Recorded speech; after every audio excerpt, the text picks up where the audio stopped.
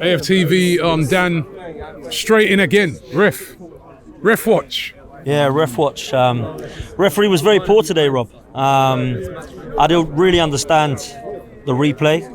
I don't know if you've watched it back more than me. I don't know if Declan Rice, does he kick the ball away to you? Slightly kicks away. I mean, does he even kick it away, or is that just him walking his momentum? I don't know. It's so soft. I was shocked, man, because what I saw was Declan Rice get kicked. Yeah. So I thought he was going to get the yellow card, and our crowd was up for it. When he put the red card, I was thinking, oh, maybe the guy got the first yellow card that I didn't see. Then I realised it was Rice. Look, I haven't seen it again enough to say that he did or didn't kick the ball away, right? If he has, then the law says that he's got to get a yellow card, and unfortunately, because he got a yellow card in the first, he has to go. But from what I can see, I don't see him kick the ball away. I'll tell you who did kick the ball away, João Pedro. So where's his yellow card? Do you know what I'm saying? The lack of consistency is really poor. But let me tell you this. I don't think that's the reason we dropped points today. I think it was our missed chances, bro. I look at the first half, I think Ødegaard's got to do better with that chance. I thought it was a phenomenal cross from Trossard. I have to say, it's probably the only thing he did in the game. I thought he was quite quiet today, and I was calling for him to start, to be fair. And in the second half, Kai Havertz does everything right. He out-muscles his defender, and then it's the poor finish. Saka overstretching, maybe he should have done better. Yeah. But do you know what? There was chances to win the game, bro. Chances to win the game. So for me, I was frustrated with that because I felt like that was the reason that we didn't pick up 3 points today. I think the referee did his best to make it difficult for us. Of course, I thought he had a poor performance, but I've never been one to blame the referee because I feel like if you're blaming the referee, you've probably not played that well. Yeah. Now, when you're down to 10 men, it makes a big difference. You know what I mean? Because you're not able to play how you were playing with 11. Everything goes out. You know, not completely out the window, but everything changes. So it does make a big difference. Listen, it made a big difference when we went down to 10 men, but by then we should have been at least 2 goals up, in my opinion.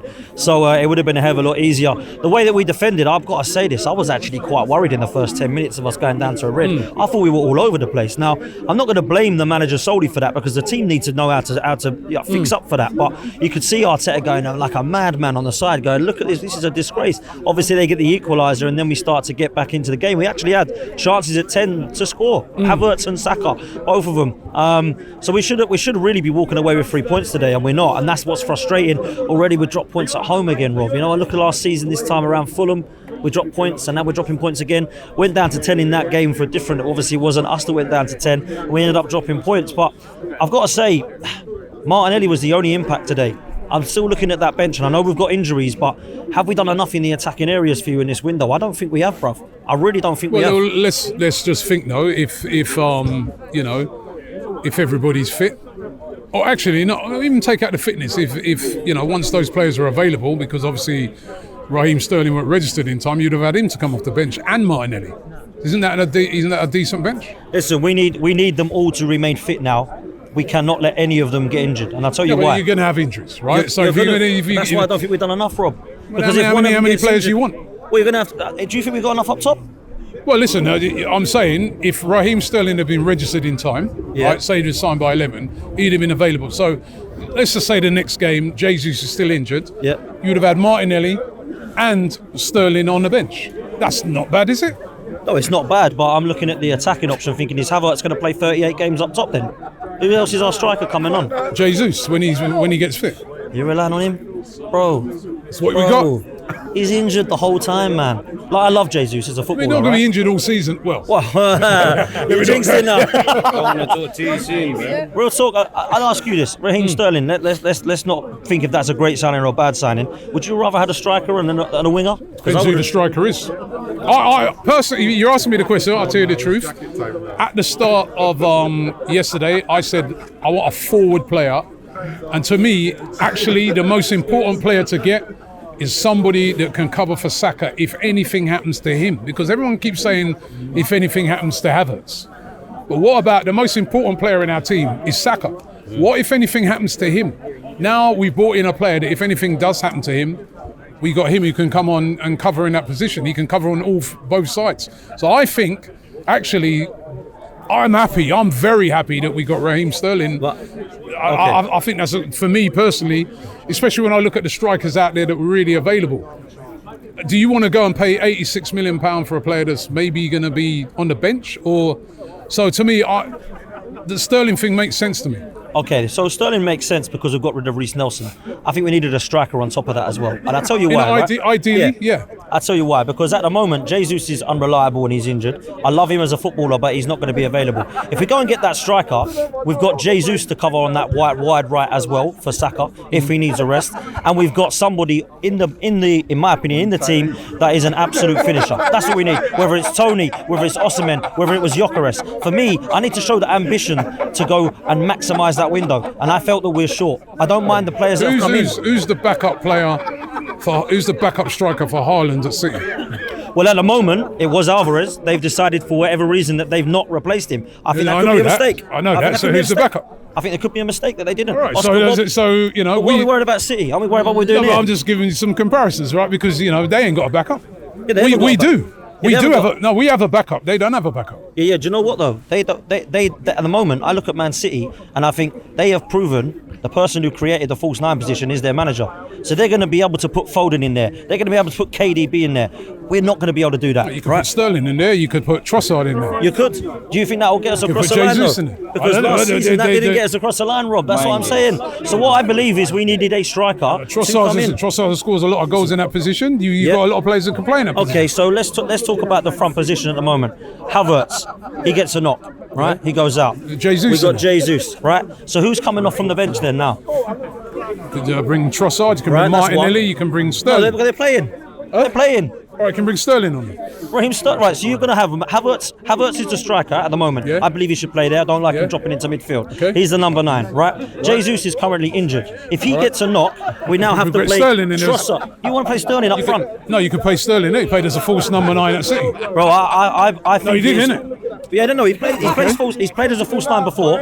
I don't think we have done enough in the attacking region because I believe personally there are chances in that game that I've seen Havertz take, and there's chances that I've seen him miss. And there is going to be that. I need someone to come on and be able to be in that position to finish it. I don't think we've got a killer at this club. I think Trossard is probably our best finisher. But at the moment, I ain't seeing enough up the top for me to feel. Do you know what? Although Havertz has scored 2 in 3. Listen, Havertz has done really well in the last 3 games. To be fair to him, I actually thought he was quite good today. Yeah, he did miss chances. I thought again he missed chances. I feel like we're missing a killer, man. I really do. I've got to say it. This is just how I feel. If I'm wrong, fair play. Go score goals. Go score 100 goals. If we're better up top now, 91 ain't good enough. We need 100. Yeah. If we don't get that, we ain't done enough up top. And I talk about midfield quickly. Who's playing in the midfield against Spurs? Will it be Jorginho probably coming in? That's the depth. Jorginho and Partey. Yeah. We're relying on them at 33 not to get crocked now. So have we done enough in midfield? You asked about Spurs. That's a one game. No, there's then one game. After that, Rice will But the problem we've got is, if Declan Rice is now unavailable, which he is against Spurs, Marino is now injured, yeah? Mm-hmm. Where's Vieira? We can't play him. Where's Smith Rowe? We can't play him. Who should come in to replace them? We haven't got enough in midfield now. Odegaard's gone off limping today. Wait. So again... Come on, Rob. You know this is true. No. I'm questioning you on this, right? Because as I said, the guy made a comment today when we did a stream. He said, there's a lot of fans who want a bench for a bench, right? That is your squad depth, isn't it? Declan Rice is out. Yep. Jorginho comes in. So you're going to play a double pivot now. You're going to have to play Jorginho. You may have to adjust it, but you've got Partey who can play in that position. You've got Jorginho who can play in that position. You even got, you can even put Zinchenko there. He plays there for his country. He's not played there once for us, Robert. No, but you could play him there. You could. He plays there for his country. We're clutching now. We're clutching now. I don't think. Listen, I'm giving. You're asking me about options. You can play him there, right? But listen, before you even get there, you can put Jorginho is the backup defensive midfielder. You got Partey. You got Rice. Marino's injured, but he will come back. So you think we're stronger than we were last season, our squad? I personally think we are, yeah. Okay. So we've let a lot of players go who hardly played. Okay. Yeah, they hardly played last season, but that was one of the problems. We had nobody to bring on. This is the problem. He didn't trust that bench. At the moment, we brought in Marino. Yeah, we brought in Marino. He's now injured. So what do we do now? Play Jorginho. So Jorginho is going to play in the 8. You can play Jorginho. You can push Partey there. You can play Wanjeri in there. That's what's going to happen. Is Wanjeri there as well? A 17-year-old kid. That's a risk, bro. That's a risk when you're going for a title. Lots of fans came here last season and said we're not trusting in the youth.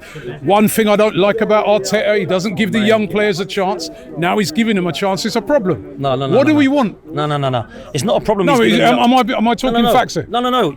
it's not about not giving the youth a chance. He's always giving youth a chance. We've seen that with Saka, right? But for me, when these guys have kicked a ball a couple of times in pre-season, are we going to rely on them to get us across for a title? We're trying to get So how are we going to know? That's giving him a chance. Yeah, no. Listen, We'll find out. Listen, we will find out. On their heads be it. On their heads be it, Rob, if it don't work out. Let me tell you this now. Because for me, you're making out like you're really happy. Don't come here and listen, don't come here. I'm just trying to be realistic. Don't come here and say the youth ain't had a chance. No. I've not said the youth haven't had a chance. I've not said the youth haven't had a chance. I'm putting you on the spot today. No, you are. No. Listen, I like this because I agree. And I think it's a good debate and I think it's good between us because you obviously listen to difference of opinions and you start to change your own. And I'm starting to think, okay, maybe up top, for me, that we have got some strength in depth. I still feel we miss a killer. I do. I'm going to believe that. I actually agree with you on we that. need an attacker. I think we need an attacker. I actually agree with you that we do miss a killer. But who? Well, I mean, for me, I think we've missed that chance now. We have to wait to the Who was January. the killer that we should have got? I think we should have got Ivan Toney. I really do. I think for £40 million, we got 30 million for Eddie. Do you know what I'm saying? I don't like the way that the window ended with we have got an opportunity to get across the line and we have decided as an ownership, a board and the manager, if he's responsible for who he wants to come in, to bring in someone for free on the right that, let's be real, is a risk. And I know it's a low risk, but it's a risk for me. I don't look at the consistency of Raheem Sterling. I think he's very incredibly frustrating. I speak to Liverpool fans, Manchester City fans. They said, you're on his day good, but my God, you'll be pulling your hair out with him. And that frustrates me because I'm not sure that's the needle mover for us to get across the line. I hope I'm wrong, bro. I really do. I hope I'm sitting here now and going, yeah, Robbie's got an answer for me. I'm cool. I'm calm. But I still got a little bit of question mark over our midfield and our attack. I think defensively we're stacked. We look pretty good. But for me, I'm looking at Marino and Rice away at Spurs and I'm thinking, do I want Jorginho and Partey in a double pivot? Do I want Wanyeri being that risk? I think he looks a baller, but it's a big risk. And up top, if Havertz is missing that chance, who's putting it away? And that's for me why I've got question marks still, man. I'm honoured and pleased to have an Arsenal legend in the building, David Seaman, ladies and gentlemen. Mr. Dean, can you hear me? No way.